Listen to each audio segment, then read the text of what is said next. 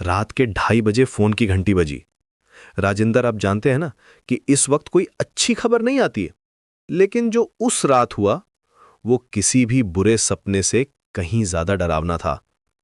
अमित का हाथ कांप रहा था जब उसने फोन उठाया। स्क्रीन पर अज्ञात नंबर लिखा था। पहले तो उसने इग्नोर करने की सोची, लेकिन घंटी बजती ही रही। तीसरी बार में उसने हिम्मत जुटाकर फोन उठाया।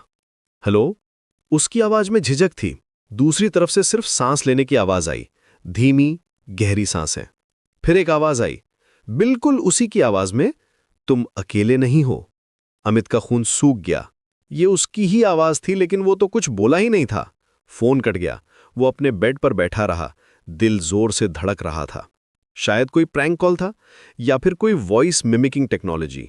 हाँ, यही होगा। आजकल तो एआई से कुछ भी पॉसिबल है। लेकिन फिर उसे लगा कि कमरे में कुछ अलग है। हवा ठंडी हो गई थी और एक अजीब सी स्मेल आ रही थी, जैसे कुछ सड़ रहा हो। अमित ने लाइट ऑन की। कमरा वैसा ही था जैसा छोड़ा था, लेकिन मिरर में कुछ गलत था। उसका रिफ्लेक्शन थोड़ा धुंधला लग रहा था, और सबसे डरावनी बात, रिफ्लेक्शन की आंखें बंद थीं जबकि उसकी आंखें खुली थीं। वो मिरर के पास गया। जैसे ही वो करीब पहुंचा, रिफ्लेक्शन की आंखें खुल गईं, लेकिन वो काली थीं, बिल्कुल काली। कोई प्यूपिल नहीं, कोई आइरिस नहीं। अमित चीखा और मिरर से दूर भागा, लेकिन जब वो वापस देखा तो रिफ्लेक्शन नॉर्मल थी, बिल्कुल नॉर्मल। मैं पागल हो रहा हूं, उसने खुद से कहा। बस स्ट्रेस है, ऑफिस का प्रेशर, डेडलाइंस, बस यही है। वो वापस बेड पर लेट गया, लेकिन नींद कहाँ आनी थी। हर आवाज, हर शैडो उसे डरा रही थी। बाहर कुत्ते भौंक रहे थे, लेकिन अचानक सब शांत हो गया, बिल्कुल शांत।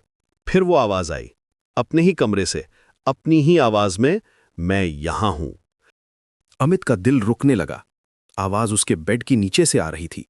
वो हिलने की हिम्मत नहीं कर पा रहा था, सांस रोककर सुन रहा था। मैं हमेशा यहां था, तुमने सिर्फ नोटिस नहीं किया। अब आवाज सीलिंग से आ रही थी, फिर वॉल से, फिर हर तरफ से। उसकी ही आवाज, लेकिन अलग टोन में, कोल्ड, इमोशनलेस। अमित ने हिम्मत जुटाई और बेड से नीचे देखा। वहां कुछ नहीं था, लेकिन जब वो वापस उठा तो सामने कोई खड़ा था। वो खुद था, बिल्कुल वैसा ही, सेम क्लोथ्स, सेम फेस। लेकिन उसकी आंखें, वो काली थीं, और उसके होंठों पर एक ट्विस्टेड स्माइल था। तुम मुझसे छुप नहीं सकते, उस दूसरे अमित ने कहा।